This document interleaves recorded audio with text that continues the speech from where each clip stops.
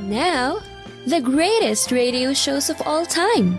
Suspense. The Shadow Node. Washington calling David Harding, counter-spy. Classic radio theater. The Great Gildersleeve. Fibber McGee and Molly. Dragnet.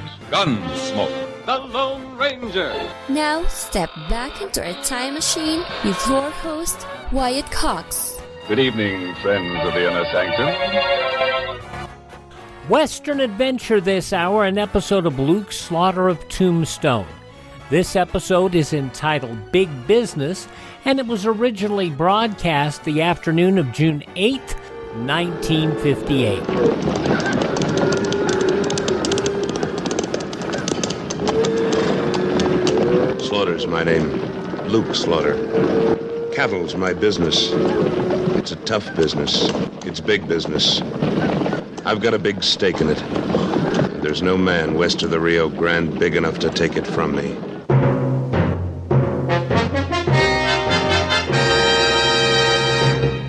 Luke Slaughter of Tombstone.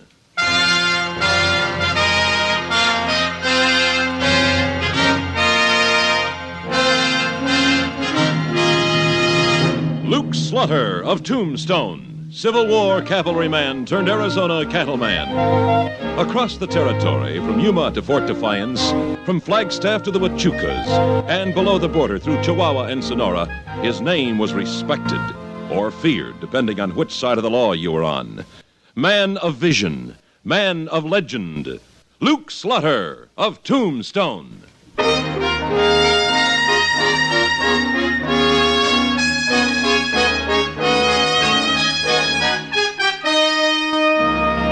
It was early when Wichita and I started out for Fort Huachuca. Too early. But an Apache runner had come to my ranch in the night with news I didn't like. And I had to see Colonel Nickerson right away. Hey, listen to that, Luke. Them soldiers are still wrestling their blankets. And here you've had me up for 3 hours already. Well, now that's too bad, Wichita. If anyone was to ask me, I'd say the life of an army man would be a gold-braided snap compared to traveling with Luke Slaughter. Now, did I ask you to come out here this morning, Wichita? Well... Oh, now, did I? Well, I thought you did. Well, think again. Well, might be Colonel Nicholson will throw you into the guardhouse for waking him. You hope. Here's his quarters. Oh, hold it. Okay. Oh. You wait here, Wichita. If you're in there too long, I might join up with this outfit for a rest. Suit yourself.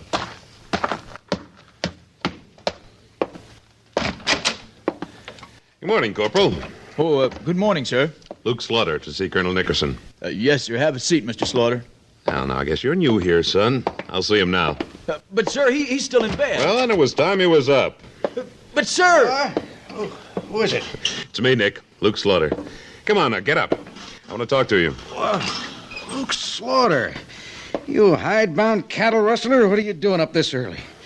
This isn't the siege of Vicksburg, you know. Yeah, new peacetime soldiers take it too easy. I tried to stop him, sir. Oh, it's all right, Corporal. He's an old campaigning sidekick of mine. I think I can handle him. Yes, sir.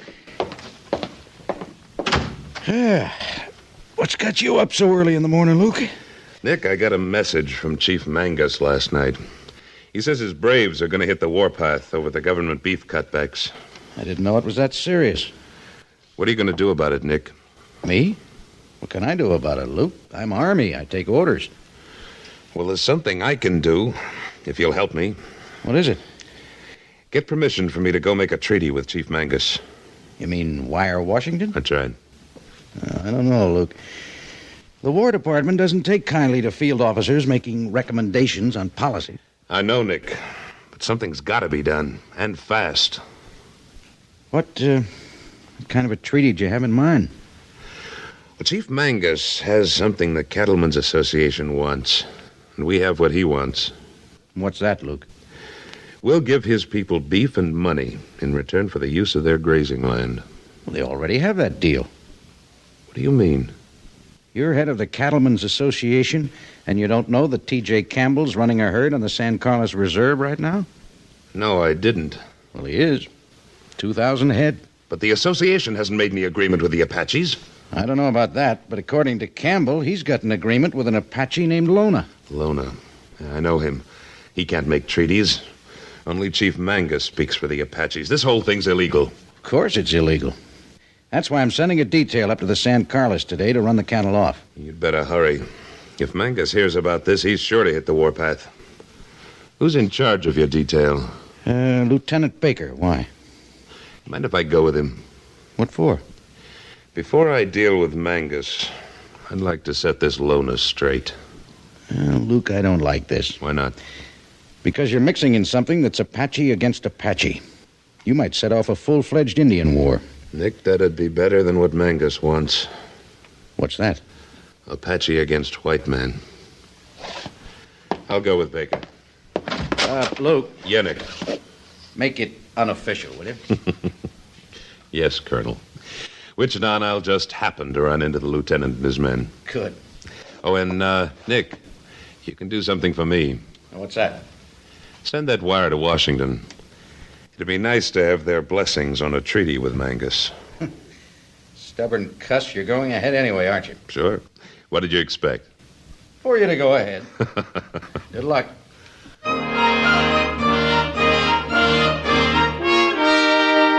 Lieutenant Baker turned out to be a fuzzy-chinned young fellow with all the deceptive confidence manufactured by the United States Military Academy at West Point. Apache country was no place for him. I found myself wanting to turn him back. Sonny boy, was you aiming to butcher these cattle with them swords? Or just turn them around and drive them back onto Campbell's range? What do you mean, old-timer? Don't you old-timer me, you pipe-stem young whippersnapper. Wichita. Well, he don't need to talk. I didn't mean anything by it, old man. But there he goes again, Luke. Now, I ain't taking this kind of talk. Honest, Mr. Slaughter, I don't know how to talk to these old coots. So help me. Now, listen, sonny boy. You better start fanning your men out to point that herd. All right, Wichita. I'll do it. Well, somebody's got to keep this army in line. So you appointed yourself. There ain't nobody else to do it. Help! Help! Now what's he doing? All right, men. Here are your orders. Here are your orders. Sergeant Thomas, take 5 men to the left flank. Sergeant Smith, you 5 to the right. Point that herd into the canyon. Here's Rest of your you right for orders. strays. Darn young. Luke, why don't he just say wrestle them in, boys, like If any any decent herders cowpoke? give you trouble, shoot them and argue later. All right, move out. Wichita, now that I've actually seen Campbell's herd on Indian land, I want you to go back to Tombstone. What for? I want you to call a meeting of the Cattlemen's Association for this afternoon. And I especially want T.J. Campbell there. All right. But what you gonna do? Find Lona. Now get going. I'm on my way. Come on, horse, get.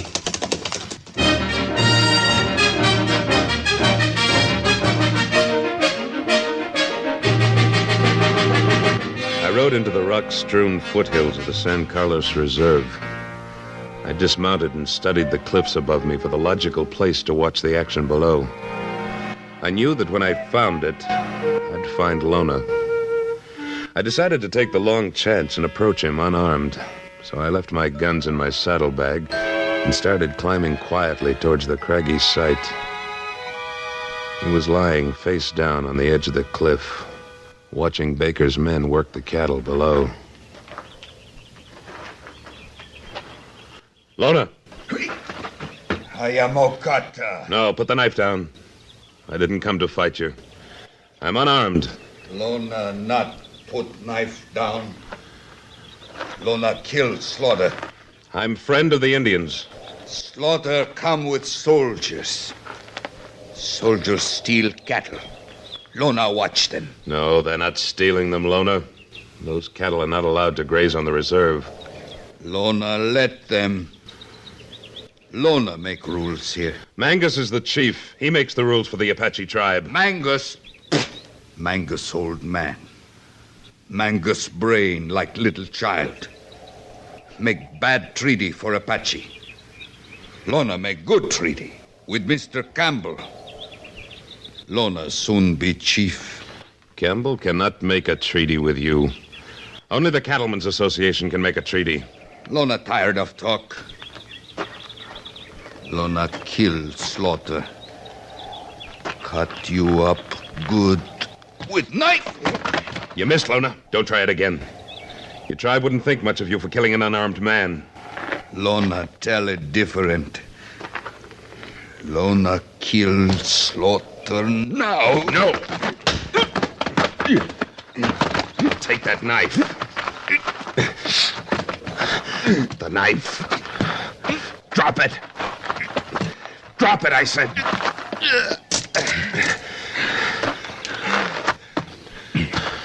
All right. Stand up. You kill Lona now? No. Just warning you. Stay away from Campbell. Neither of you has a right to make treaties. You understand? Lona, here, slaughter. See that you remember it. Lona get you. Lona get you good, strong man, slaughter.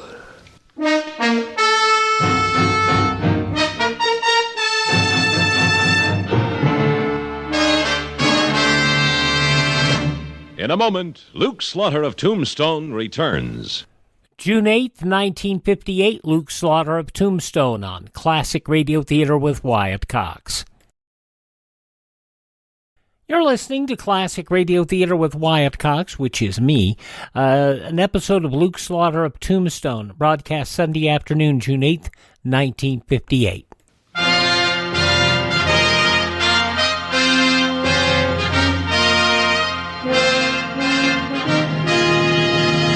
And now, Act Two of William N. Robeson's production of Luke Slaughter of Tombstone.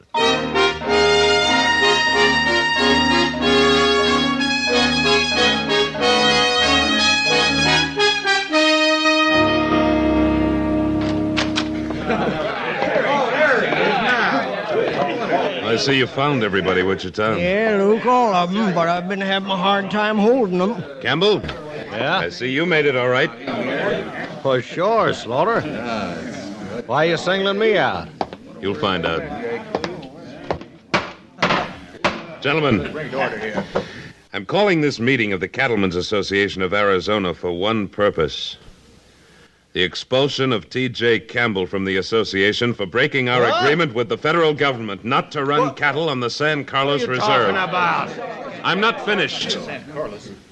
Also, because T.J. Campbell is guilty of making a private arrangement for his own personal gain. Well, wait up now. Sure, I made a deal, but it was fair and square. Gentlemen, this was done at the worst possible time. You all know that the government has just cut back the beef allotment to the Apaches. But you may not know that because of this, Chief Mangus has sent word to me that they're about to take to the warpath. Well, I didn't know nothing about that, Slaughter. Therefore, I move that T.J. Campbell be expelled from this association. I second the motion, Luke. All right. It's been moved and seconded. All those in favor say aye. Oh, just a minute now, Slaughter. All those in Not favor. fair. So be it.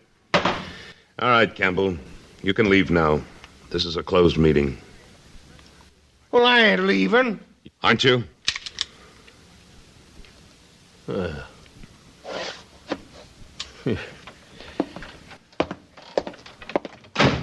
You want me to follow him, Luke? No, Wichita. Gentlemen, I'm sure you realize that we must act as an organized group in this matter, not as individuals. We need the Apaches' grazing land, but we must be prepared to pay for it. Good. Wichita and I'll go out to the reserve and try to contact Chief Mangus, providing you men agree to honor whatever arrangements I make. Then the meeting's adjourned.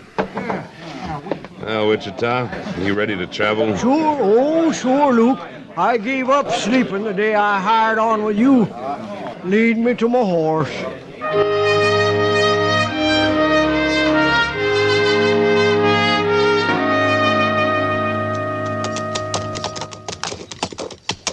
Luke. Looks like them Apaches has got a reception committee all set up for us. Yeah. You know, I learned one thing a long time ago, Luke. What's that, Wichita? There just ain't no good way of creeping up on an Indian village. How's that? Well, figure it out. Come at the village from upwind, the dogs tip 'em off. Come from downwind, your courage goes back on you, and you go home smelling like you've been sleeping with a coyote.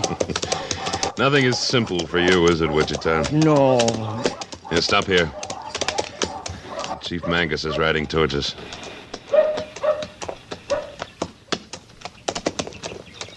White man brave to come to Apache village. Great Chief Mangus fails to use the name of his friend, Slaughter. I come to talk to the chief of the Apaches. Time for talk is past. Time now for death.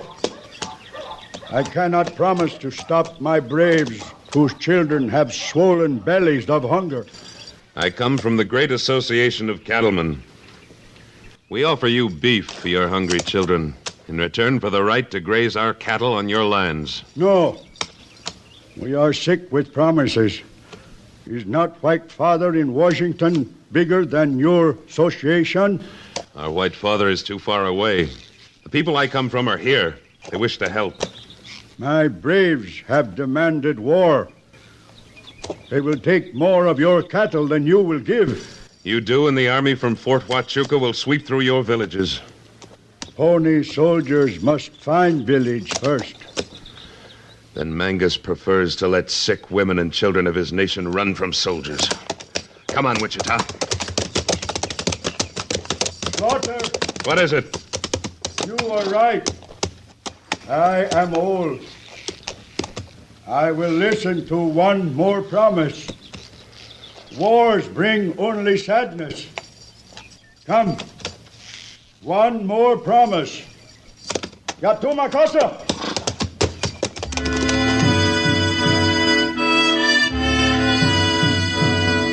We powwowed for hours. First Mangus and I, then Mangus and his braves. Finally, long after dark, the chief rose and spoke to me. I have told my braves, Slaughter, as you have told me. Your cattle make graves from the San Simon Valley to the Huachuca Mountains.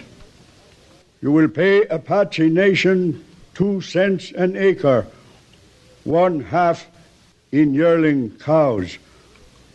You may build fences, but must leave them when treaty end. Treaty lasts for 10 years. Chief Mangus be dead soon. Bring peace and food to people first. The name of Chief Mangus will be honored many years. Slaughter, shake hand. Make treaty come true. Great Chief Mangus must not shake hand of Slaughter. Lona. Lona go away from tribe for a long time. Lona come back with treaty for Apache Nation. Better than promises of this man. No, Chief Mangus. Lona wishes to take your place. What is this treaty Lona brings? Man called Campbell will give $50,000 to Apache for grazeland. Campbell lies, Chief Mangus. The whole association of cattlemen would not offer that much money. It wouldn't pay. How do I know who to believe? If I prove Campbell lies, will you then shake hands on the treaty I offered you? I cannot stay the anger of my braves for long. Morning's first light must bring peace or war. Then I'll be back before sunrise.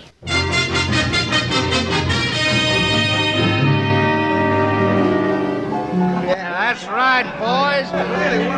Drinks on T.J. Campbell tonight. Now, your glasses all full? All right, then, boys, raise them high. We're drinking a toast to Tombstone, greatest town west of Mississippi. Raise them high, boy, like a... Who done that? Campbell. Who... Oh. Why, Luke. It wasn't a nice thing to do. Shoot the glass out of a man's hand. Feeling good tonight, aren't you? What do you mean by that? What are you celebrating? Nothing. Just buying the boys a drink. That can wait, Campbell. Huh? You're coming with me. With you? Where are we going? To the Apaches. They're waiting for you. Hey, Luke, come on. Have a drink. Tell the boys you just joked. June 8th, 1958, Luke Slaughter of Tombstone on Classic Radio Theater with Wyatt Cox.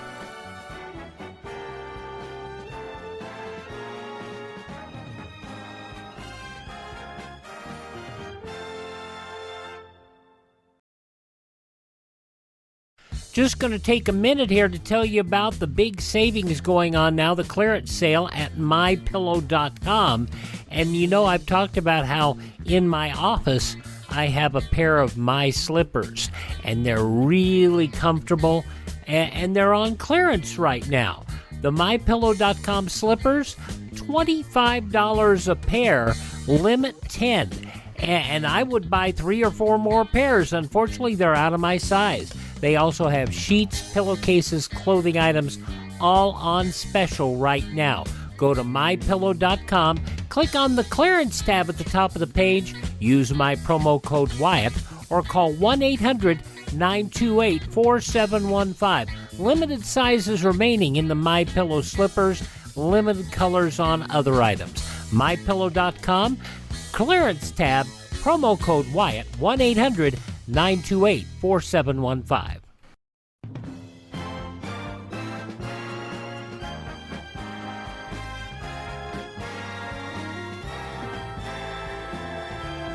You're listening to Classic Radio Theater with Wyatt Cox.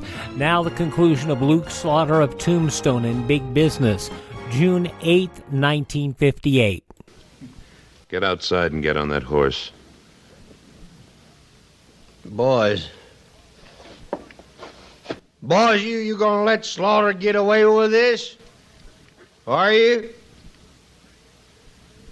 All right, Campbell. You had your answer. Move.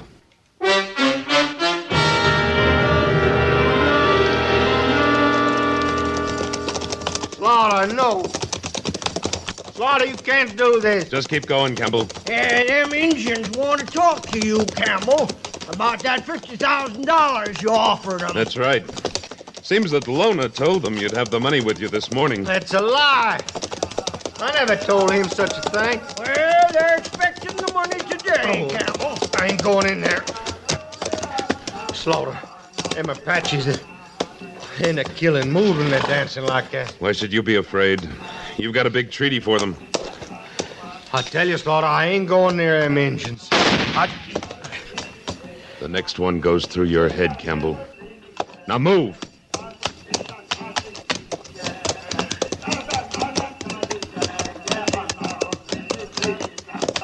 Come on. Get off your horse, Campbell.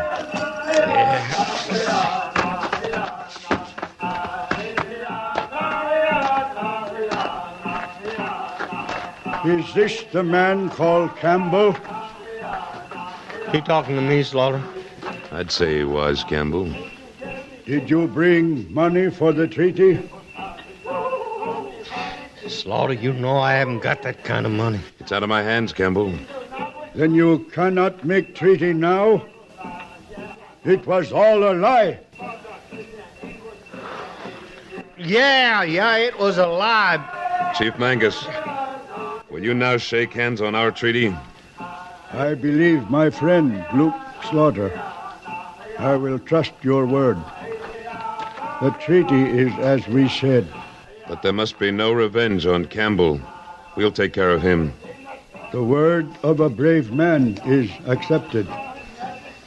I shake your hand.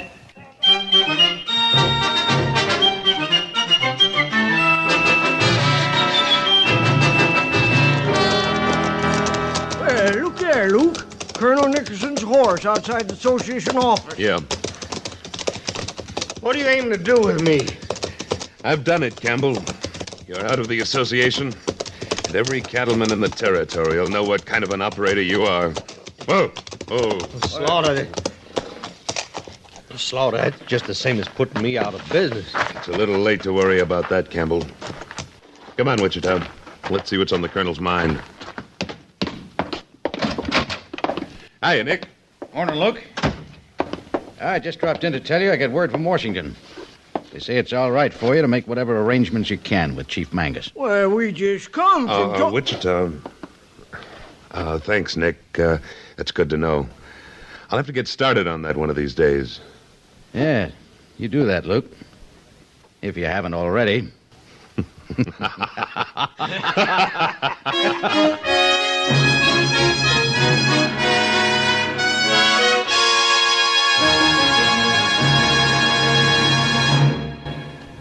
Luke Slaughter of Tombstone, starring Sam Buffington, was written by Tom Handley and directed by William N. Robeson. Supporting Mr. Buffington were Junius Matthews, Jack Moyles, Sam Edwards, Vic Perrin, Lawrence Dobkin, Ralph Moody, and Norm Alden, with music composed and conducted by Wilbur Hatch.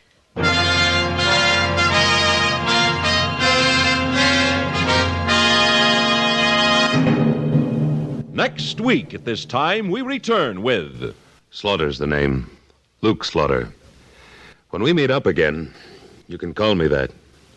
Luke Slaughter.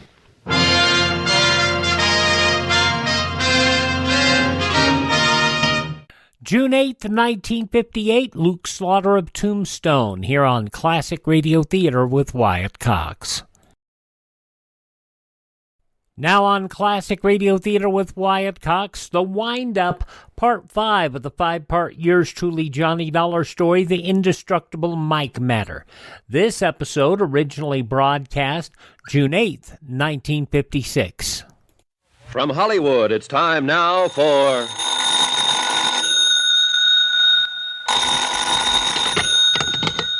Johnny Dollar.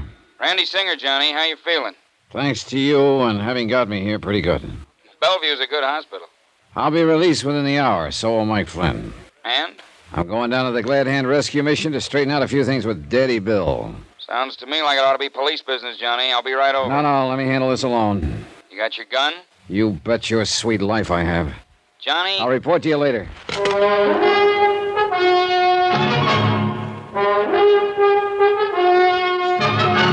Tonight, and every weekday night, Bob Bailey in the transcribed adventures of the man with the action-packed expense account, America's fabulous freelance insurance investigator. Yours truly, Johnny Dollar.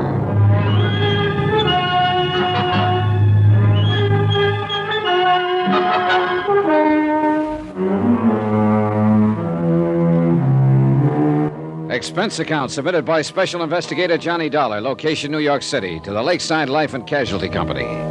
Following is an accounting of expenditures incurred during my investigation of the Indestructible Mike Matter. Item 16, $190 cab fare for Mike Flynn and myself, Bellevue Hospital to the dingy Hotel Brakely. Both of us had our heads still swathed in bandages. With the help of the room clerk, I installed Mike in a small room on the 5th floor, with instructions to keep his door locked. In my own room, room 203, I picked up my .38 and donned the old clothes I'd bought. Item 17, 55 cents, taxi to the neighborhood of the Glad Hand Rescue Mission. For obvious reasons, I walked the last couple of blocks. When I got there, the big front assembly room was empty. So was the soup kitchen in the back of the place. I called Daddy Bill's name a couple of times and got no answer. And finally decided to wait for him in the little room back of the assembly hall that he used for an office. I still felt a little shaky from the blow on the head, so I didn't mind just sitting a while. But I left the door open a crack, and a few minutes later heard the street door open. It wasn't Daddy Bill, but I recognized him as a newcomer to the mission whom I'd seen on my first visit. He made directly for the little office. All ready, Daddy. Why, you ain't Daddy Bill, sir. No. Do you know where he is? Yeah, out shopping. At least that's where he said he was going. Didn't I see you in here the other day? Why, yes, sir. I guess you did. My name's Emery. I just read the rods in from Ohio. Boy, I had to. I got myself in a jam back there. Yeah, I guess I just got me too much muscle. But they won't catch up with me here. Daddy Bill promised me that. Say, I should have known you wasn't him in here. Oh? Sure, he said he wouldn't be back for another hour. You plan to wait for him? Sure do. He promised me a job, with money on it. Enough money, he said, to get clear out the country, and he'd help me do it. Doesn't it strike you funny, Bud, that a guy running a place like this would help you skip the country? Man, when you're like me and you get a helping hand, you just don't ask no questions. You see Mike? Mike Flynn? Yeah, he come back? No, why? Daddy Bill left me a package for him. For him or Johnny if they come back here. Well, I'm Johnny. Well, here, I'll get it. It's right outside the door here. Yes, sir. Liquor, he said.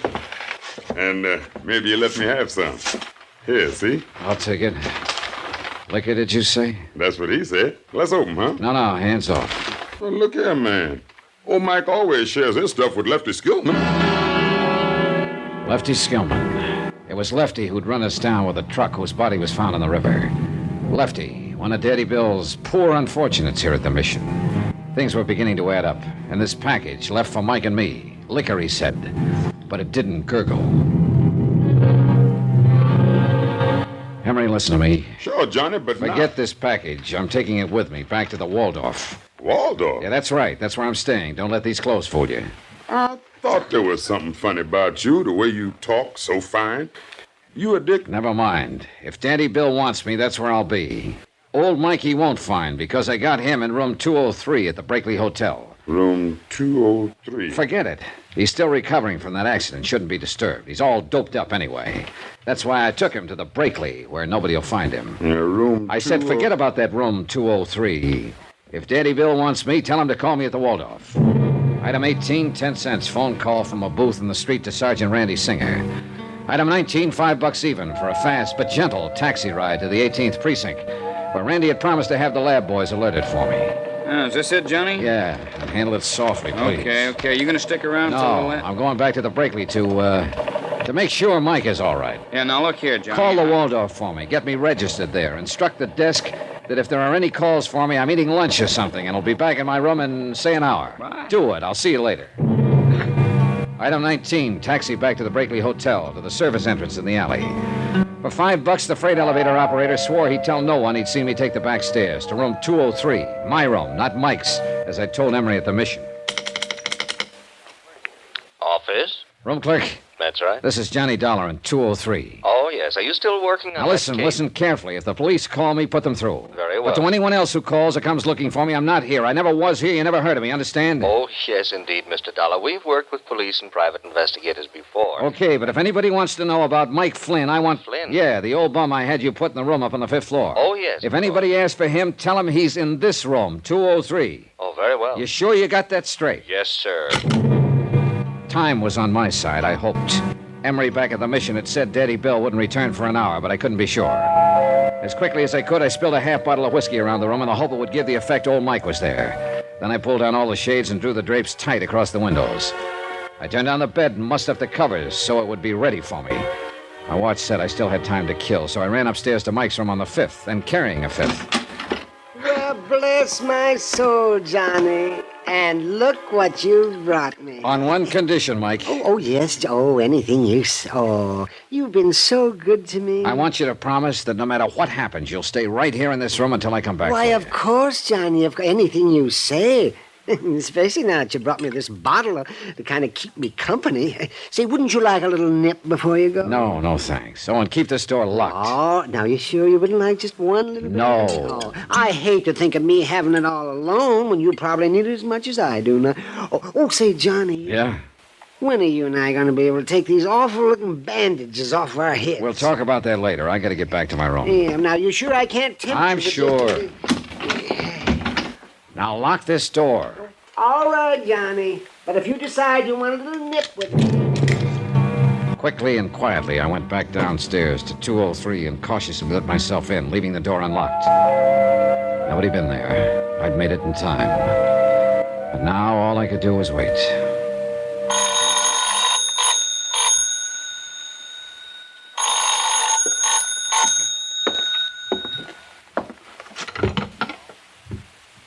Hello? Johnny? Yeah, Randy. Better make it fast. Oh, what's the matter? What'd you call about? That pretty little package you dropped off for the lab lads? Yeah? You sure were right about it. A bomb, huh? If you or Mike had opened that package by now, you'd be spread all over the island in tiny little pieces. Look, Johnny, come on, let me in on it, huh? What are you up to down there? I'll tell you when it's all over. That is, if what I think is going to happen does happen. You sure you don't want some help? No, I think I can. Gotta go. I'd heard footsteps out in the hall. Quickly, I slid into the bed, leaving nothing but my heavily bandaged head showing. The footsteps passed. And then, far down the corridor, I heard a door open and close. I lay still and waited. And lying there thinking, I began to wonder if I'd been right in turning down Randy's offer of help. Yet how could he help with a... Footsteps again. And this time they stopped outside my door.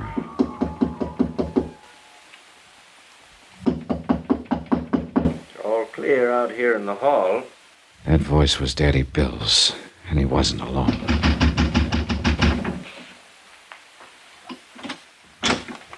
Mike? Mike? You want on the light? Mike? Oh, he's in here, all right. Smell that booze? He's there on the bed, asleep. You mean drunk? Close the door. Hey, see him? Dead to the world. Are you sure this is going to be safe, Dutchie? Why do you suppose I took so long to case the joint? Yeah, but what about Dollar? I told you, Bill, at the Waldorf. You sure? You talked to him? No, he was in the coffee shop. Now, shut up, get this over with. Yes. Always we do the dirty work for you. All right, this one I'll do myself. Who's... Shut up. Johnny. Oh, Johnny. Wait a minute, that's Mike. Who's on that bed? Shut up. All right, Dollar. You can get up out of that bed and take it in the chest or lay there and get it in the back. All right, Cosgrave. Dutchie. Both hands up high. Drop that gun. Sure. Johnny. Shut him up out there, Bill. Yeah, Daddy Bill. Shut quiet, Dollar. You'd better do something, Cosgrave. You have two witnesses. The man who always kept his skirts clean, huh? Quiet. Bill, let him in. We'll knock them both off, make it look like a fight between them. Something... No, wait, boss. Johnny, is something... I'm coming in. Oh, no, you Get back,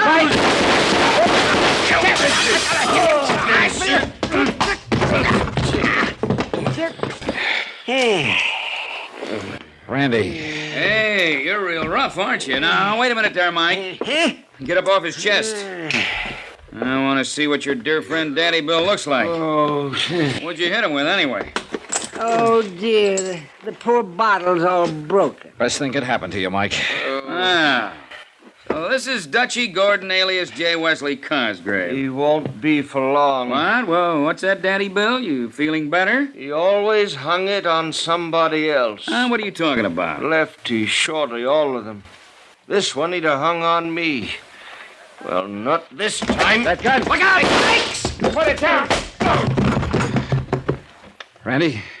Cosgrave, dead as a doornail. And when Daddy Bill comes to after that sock on the chin, you can tell him he's cooked his own goose. My.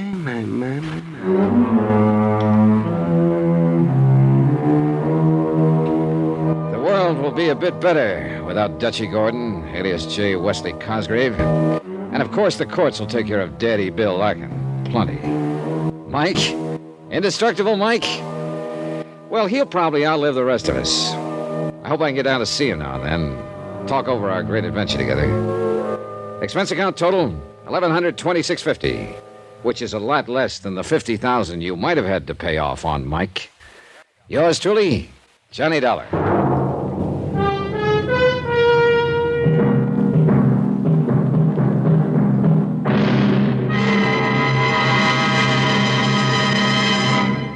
Now, here's our star to tell you about next week's intriguing story. Next week, the heady romance of moonlight on a lonely beach in Mexico. Moonlight from a killer's moon. Join us, won't you? Yours truly, Johnny Dollar.